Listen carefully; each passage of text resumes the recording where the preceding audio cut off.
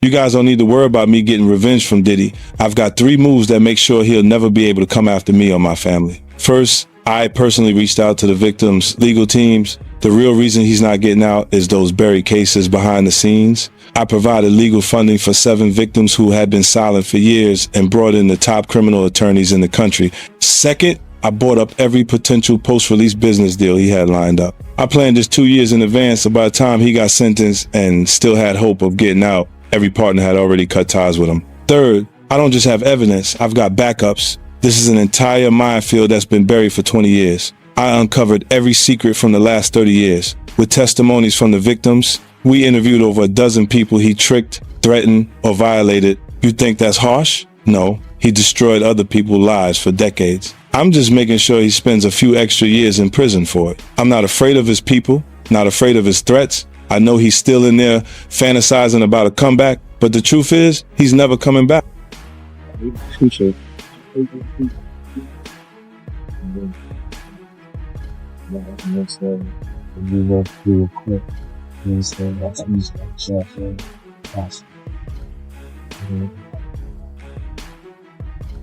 Thank you. Love you. You live a lot. Is this real life? I feel crazy. The world is spinning around me. What's happening? You have 4 eyes. I have 2 fingers. For years, the industry dismissed it as background noise. Clips were laughed off, moments ignored, questions left unpursued. But now, with 50 Cent's new documentary, the timeline is being reopened, and what once passed as rumor is being pulled into the light. The center stands Diddy, a man whose influence built and broke careers, and Justin Bieber, a child star who entered that world far too soon. This is not about viral clips or online speculation. It is about power, silence, and how long something can remain buried when too many people profit from not looking. Yeah, so as soon as you turn 16, you know what I'm saying? I'm gonna let you rock this every time you come to LA. Yeah, this gonna be yours. So every time you come to LA, it's a little dusty, but you know, come get the first shot at it. Man. Minute. Woo. Okay. Okay. All right, so I'm gonna be driving this next year. Yeah, when you get 16, you come down, you gotta, you know, wear your seat. I mean, I'm 15. You could ride in the passenger seat. I got my permit. Not yet. No. All right, 16. No, 16. Let's slow down. Let's slow down, Justin. Okay. Let's slow down. Okay. One step at a time. But yeah, the keys is yours when you get 16. You good to go. I'm good to go. Yeah. All right. And then when you get 18, you get the house. You get the mansion. Okay. I get the mansion? Yeah. All right. So where are we off to now? Where would you like to go? I mean, wherever you want to go. Where are we going? So check this out, yo. Justin, you ever seen the movie 48 Hours? Right now, he's having 48 hours with Diddy, him and his boy. They're having the times of their lives, where we hanging out and what we doing. We can't really disclose, but it's definitely a 15-year-old's dream. I have been given custody of him. He signed to Usher. I'm signed to Usher. I had legal guardianship of Usher when he did his first album. I did Usher's first album. I don't have legal guardianship of him, but for the next 48 hours, he's with me. So and we gonna go full crazy. I'm going crazy. Crazy. I'm taking this out tonight. What you wanna do? What you wanna do over the next 48 hours? 48 hours. Let's go. Let's just go get some girls. Let's go hang with some girls. A man after my heart. That's what I'm talking about, kid.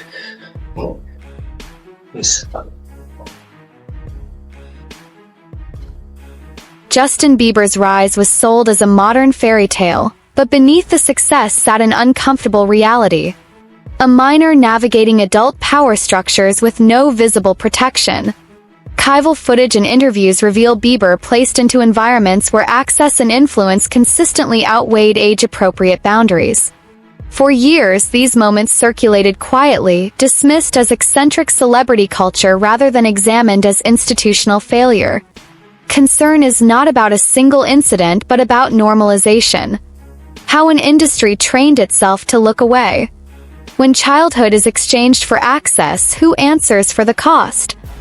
You got people in the industry that's been saying for years, this man is having sex with underage. So now the federal government is looking at that like, yo, when is somebody going to come forward? We got this information, this alleged information, but nobody's willing to come forward. Then they go on and say, yo, Shakur Stewart mysteriously dead. Supposed to be a self-inflicted wound. Person that had everything going for them in their life. Kim Porter dead. Somebody's car gets blown up.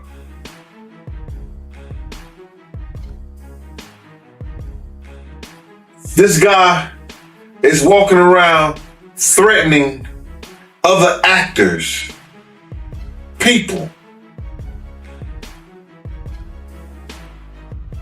Somebody got to get involved in it. If it ain't the state,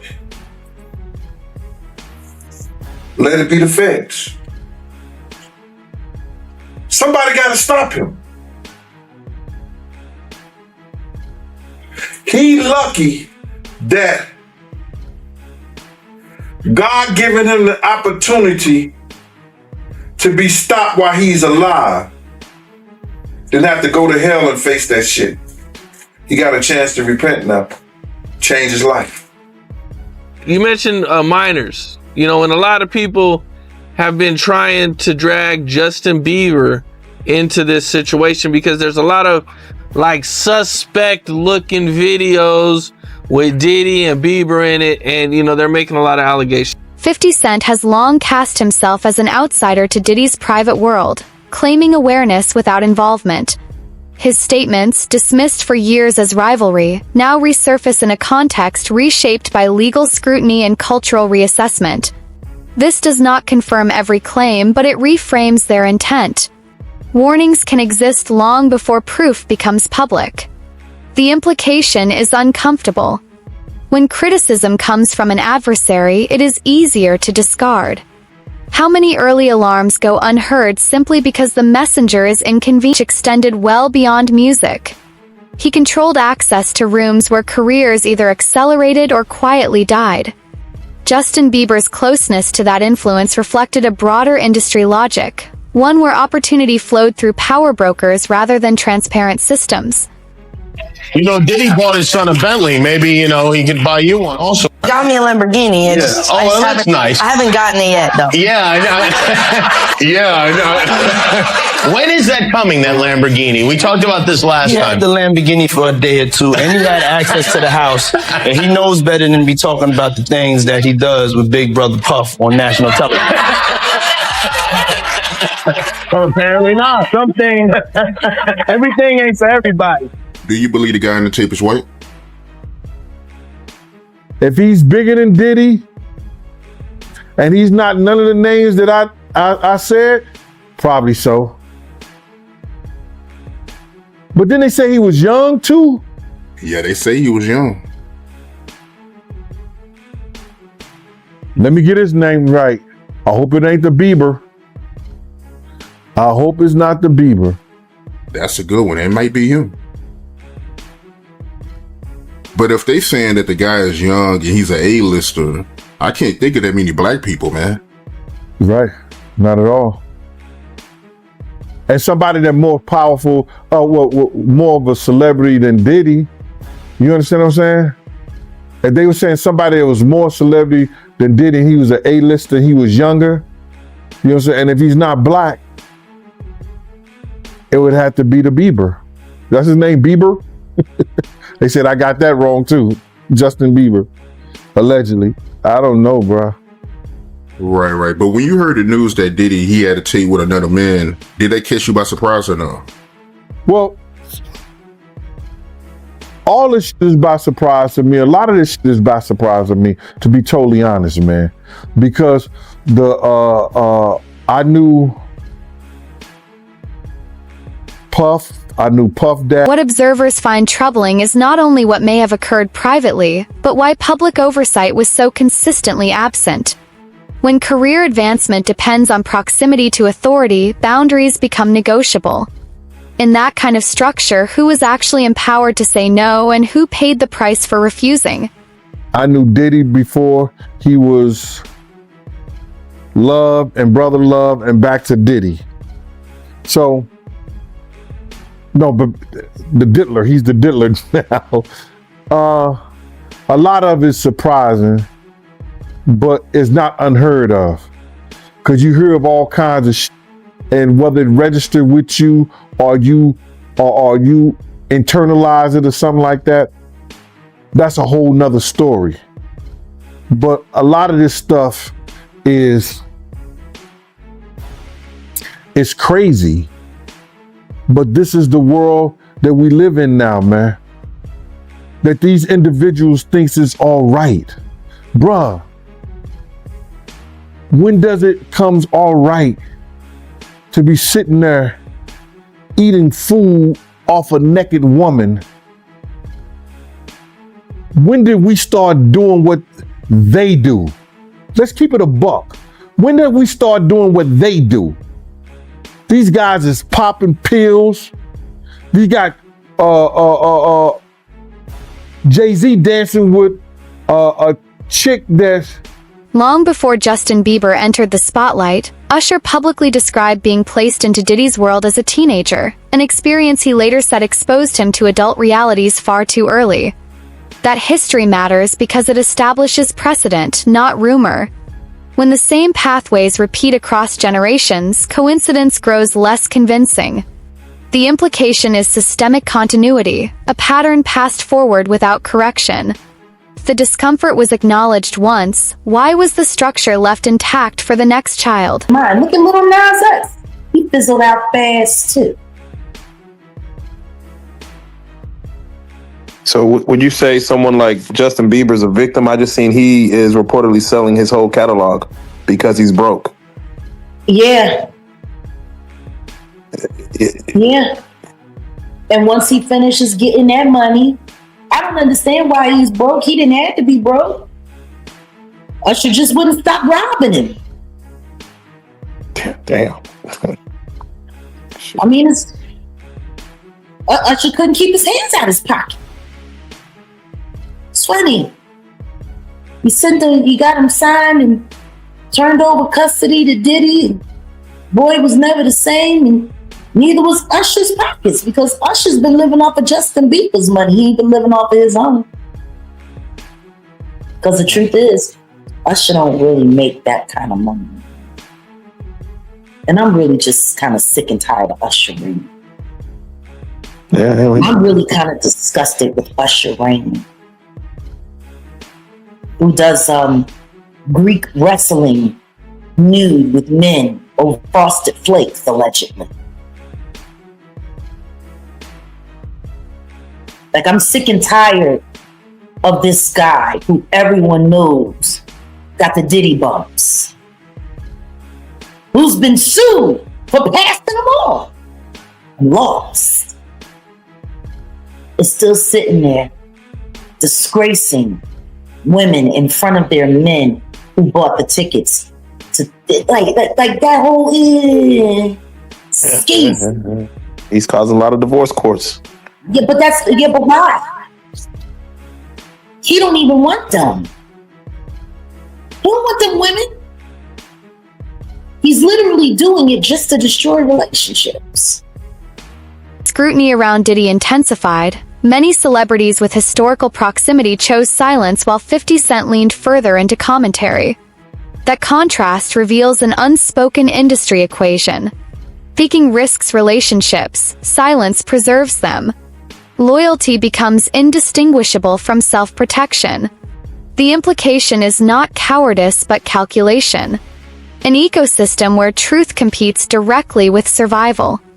When silence becomes the safest option, does accountability still have room to exist? Of an interview of Justin Bieber, and he was talking about Billie Eilish. And he was like, he was almost in tears. He's like, I just want to protect her. I just want to keep her safe. Yeah. What do you think he went through? Because he knows what's been happening to Billy. Just like everybody knew what was happening to Millie Bobby Brown girl with Drake. These people are monsters. Real life. If that ain't real life, It ain't real life. Just ain't real life street stars. Know what time it is.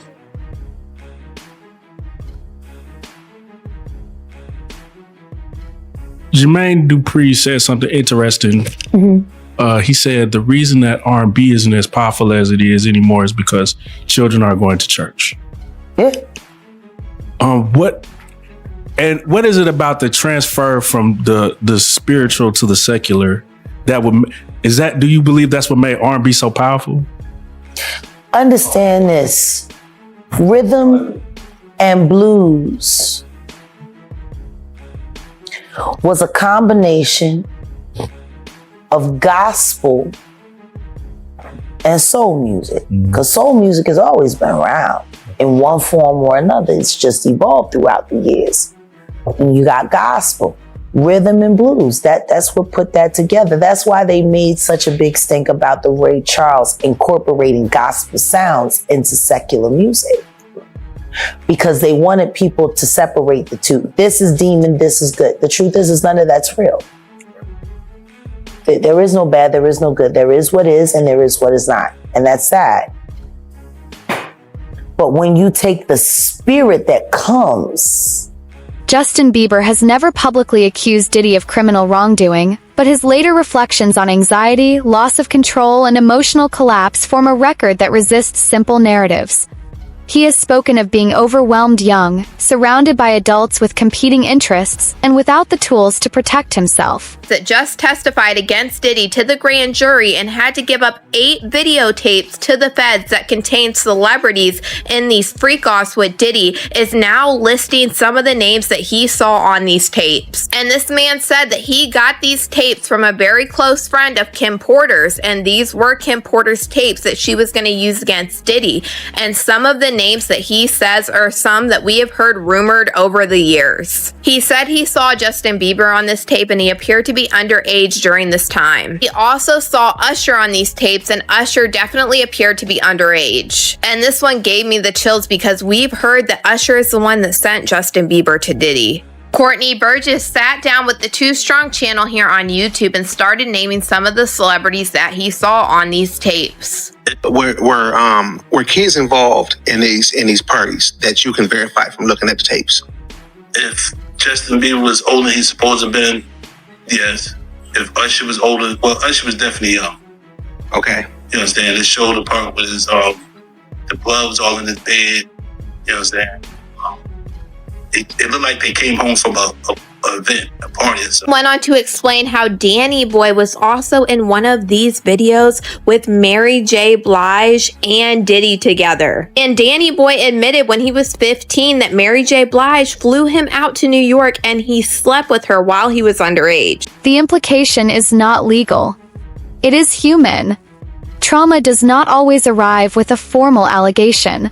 Sometimes it surfaces years later as damage without a name. If the harm is systemic, why do we require a single accusation before we are willing to acknowledge it? Hey, Mary J. Danny Boy. Danny Boy, okay. You know what Danny Boy is? I heard that before. I don't, I've been so far away from hip hop, I forgot, but I have heard that name, Danny Boy. Danny Boy back then, he looked like he was about 16. They both was about. He also claimed that Jaden Smith, Will Smith's son, were in these videos, and he also said that there was photographs and videos of Diddy eating off of young girls. Pictures or images of any of this stuff? Yeah, I got Justin Bieber, Will Smith's son, just whatever his name is. Other females on the table, they like they was young. He was eating off them. A lot of entertainments in there. I got calls from certain wanted to get the tape out of my hand. And I said, I don't know what you're talking about. And I have said that if this man testified to the grand jury, the feds had to have some reason to bring him in to actually testify against Diddy.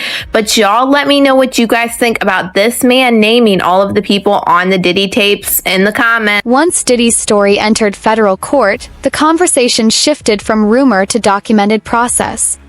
Charges, verdicts, and appeals narrowed what could be responsibly stated while expanding what could be examined institutionally. Courts address actions, not culture, leaving the larger questions untouched. The implication is stark. Legality is not morality, and acquittals do not erase structural harm. When the courtroom closes a case, does it also close the conversation? You think he has a mole or an informant in his camp that's cooperating? Oh, no doubt. No doubt. Listen, bro. Just doing law enforcement myself, just take for instance. I think the individual was a Syracuse former basketball player named Jason Barnes or Beard or something like that. He already had drug charges against him. The day Diddy house get raided, they catch him getting on the plane and they put him into custody. Didn't that sound a little weird? People didn't catch that. They either put him in custody for a couple of reasons.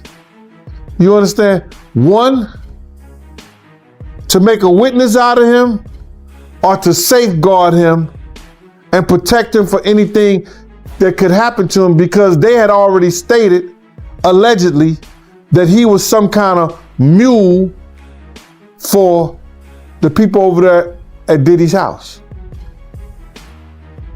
So now, with that information, that he was already known by the government